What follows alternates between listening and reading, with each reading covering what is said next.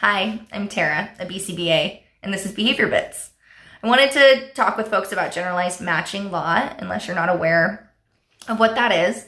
So generalized matching law helps us understand that when we have a choice of ways to behave to access reinforcement, that we're going to proportionally choose to engage in the behaviors that give us more bang for our buck, right? More reinforcement than the ones that don't. So let's take pigeons and food for example, because there's a lot of pigeons and food examples that we use in behavior, and it just felt on brand. So we've got a pigeon and they've got two buttons. Button A, they get a buttload of food. Button B, they get a little bit of food. Matching law tells us that likely we're going to see a proportional response in their behavior too, knowing this information about the reinforcement. So more reinforcement over here, we're going to see proportionally that they're going to come to this button and push it a lot more.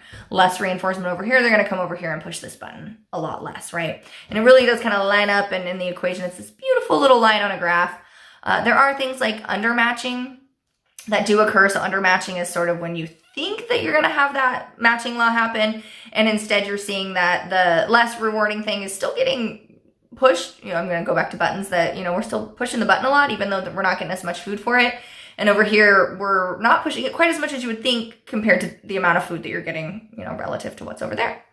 So when undermatching happens, it sort of shows a little bit of indifference. And sometimes when we see that in learners, we want to lean into that indifference and talk about getting back to basics. Maybe we need to build relationship or be there for this student. Maybe there's an event that happened that sort of is values aren't lining up with this typical way that we would expect people to be flowing towards that good reinforcement. Like, we should be seeing the pigeon that wants to eat a heck of a lot over here.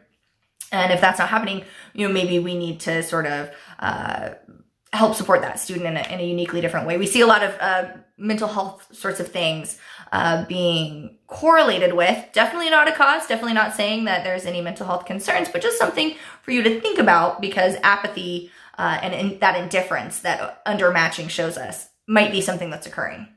Another thing that we got to think about is just beefing it up. Like, if we know that we're competing against, that screen time, that really lights a fire under us, and hopefully is our reinforcement that once we are the more reinforcing thing than screen time, when we can build that relationship or find those other types of things that we can help students access, that's when we can really utilize matching law, kind of hack matching law. Let's hack matching law and make it work for you so that you can help your students learn and grow, because that's really the whole reason that we're here doing all this is for the kids.